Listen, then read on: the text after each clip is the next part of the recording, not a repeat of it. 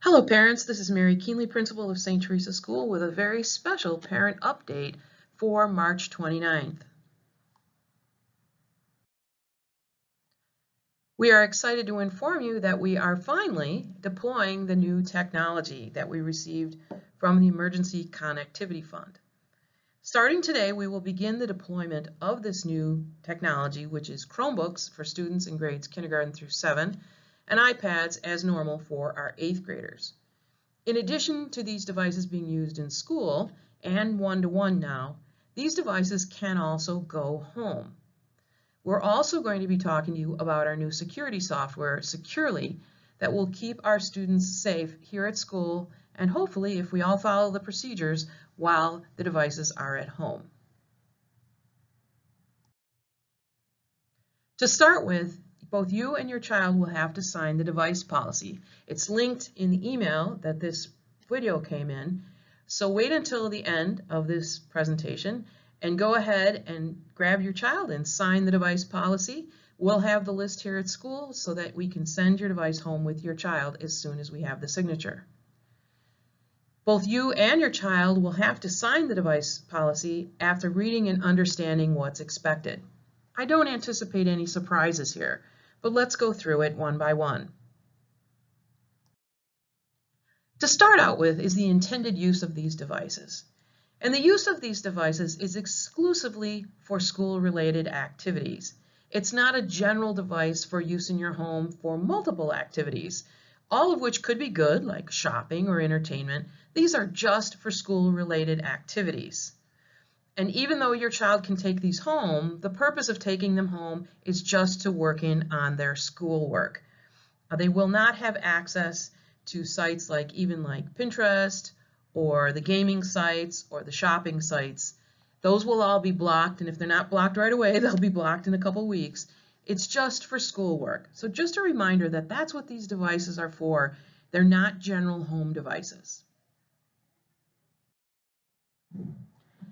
These devices must be cared for properly, and the key to this is making sure that your child and your child only is handling his or her device. These are not shared devices. Siblings should not share them, and you as a parent shouldn't be using them. Just the kids should be using their own devices. Part of the proper care also involves of charging, making sure that the device is charged at night so it's ready to go in the morning, and they bring the device back to school with them should they decide to take it home at night. The use of these devices is limited to the classroom and learning areas, and they're not designed to be taken out anywhere else, in the playground or in the lunchroom and places like that, only in the classroom and in the learning areas. We also ask that you not take these devices with you if you go on trips. There can be exceptions made for this if you have a family emergency or something of that nature, but generally speaking, leave them at home if you're going on a trip. And remember, they are only for educational use anyway, so the games and activities won't be able to function on your devices anyway. Very importantly, as you live in your own homes, these students are responsible for maintaining their own password security. Only they should know their passwords. Obviously, we have backups here at school, but that should not be shared around the house either. Students are expected to keep track of their devices and to avoid any personalization. I know the kids love putting stickers and things on their different devices and their water bottles and things, not the school devices. If a child personalizes their device, they will be immediately asked to remove the personalization and clean the device, and there will be consequences for that. Obviously, just like your own devices at home, we don't want to eat or drink around them, and we want to be careful when we're cleaning them, wiping the screens, etc. Your child will be issued a school charger. It will be neon green. We're going to be working on those. They were supposed to be painted today, but the weather didn't cooperate. But a school charger will be sent home. And we ask that you only use that charger. We will have other chargers here in school to charge them. Please do not use generic chargers. They are not as effective as the main chargers are, and they do shorten the life of the device. Please also be careful that the device is not exposed to extreme temperature. This usually means the car. And don't attempt to repair or fix the device, even if you or someone in your family knows how. If you break the seal, we lose our warranties and we lose the security on the device. Of course, you don't want to remove the asset tags, the serial numbers, etc., the same as on any device. And although it may be tempting to pick at them because they are stickers on the device, we want to leave those alone. If your child finds the device isn't working correctly, which can happen, they are responsible for filing a tech ticket, and they all know how to do that, and bring the device to the technology department for maintenance. They will be given a loaner if it's needed, if they do this in proper order and with proper care. As your child is using the device and moving around the building with it, we want to remind the students that we don't want to set things on top of the device. Pressure on the top of the case can crack the screen, and we don't want to put it on the floor, either in the classroom or even inside of a locker, because that can be a source of cracking as well. When we use the devices and charge the devices, we want to do solid flat surfaces so that the fans are working correctly. And when carrying the device around, it should be always closed. If your child's going to transport the device back and forth, it should be in a protective case or using the padded section of a backpack, which most of the backpacks have. If you leave St. Teresa School, the device will be collected and returned to the school's inventory. And this will also happen in June. They will be collected prior to the summer and put back in the inventory, and the same device will be reissued to your child in the fall. If you have a situation at home, you can sign a device out for the summer months. However, again, remember, these devices are only devised for student academic use. So taking a device home to play with won't be functional for you. If you need a device for the summer, information will be coming home on that. These are technology devices and these are kids, and so damage can happen to them. We expect a student to report any damage immediately. Reporting damage does two things. It allows the child to be accountable for the damage and allows us to get at it before it becomes a major issue. If the device is requiring a repair, you will be notified and you could be responsible. For example, if your child threw their device to another person to catch, if the device was found under a stack of books, etc., that could be the child and parent's responsibility. We are aware of wear and tear, and we do have a good sense of what normal wear and tear looks like on these devices.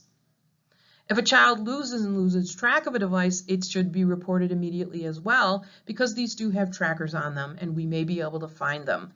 If the child takes out of the area or out of your home, there is an increased risk of loss. So you might want to avoid taking them to places like parks and places like that. So at least they're confined to certain locations. If you are concerned about your child damaging a device, you have the option to purchase insurance on your child's device. The link is here.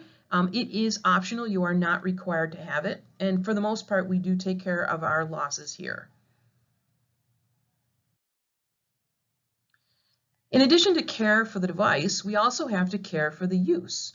First and foremost, we have to be good digital citizens at all times. The students are well versed in good digital citizenship, and hopefully they're acting as good digital citizens at all times.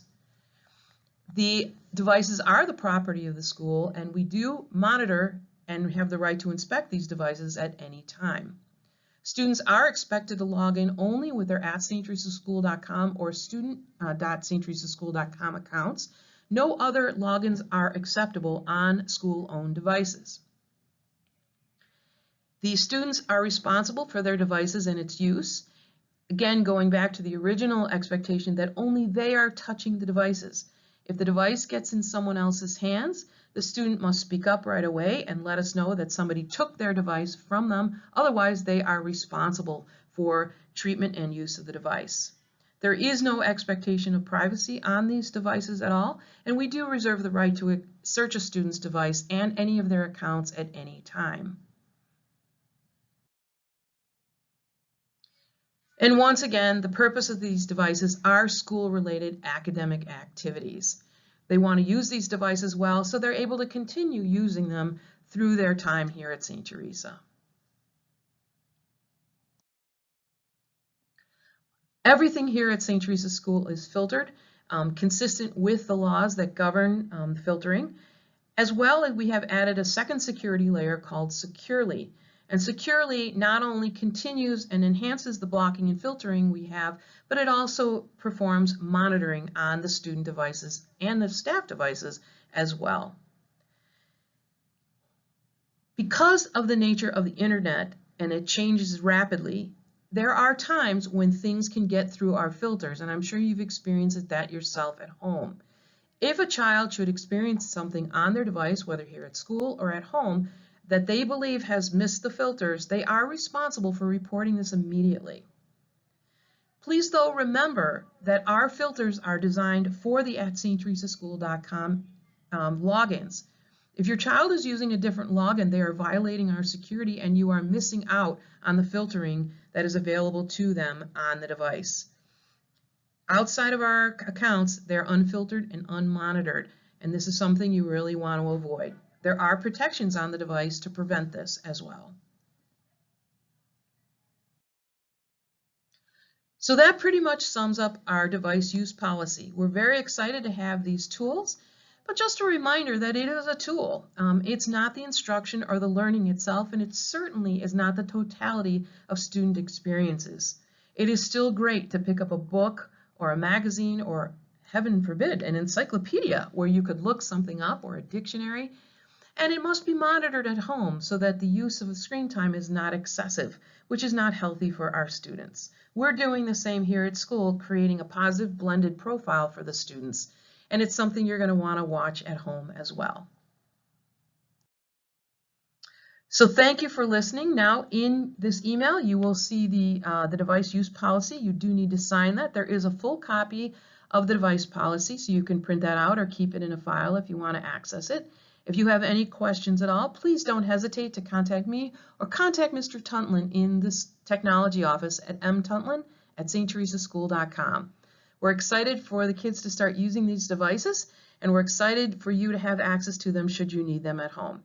Have a great afternoon, and I look forward to seeing everybody very soon.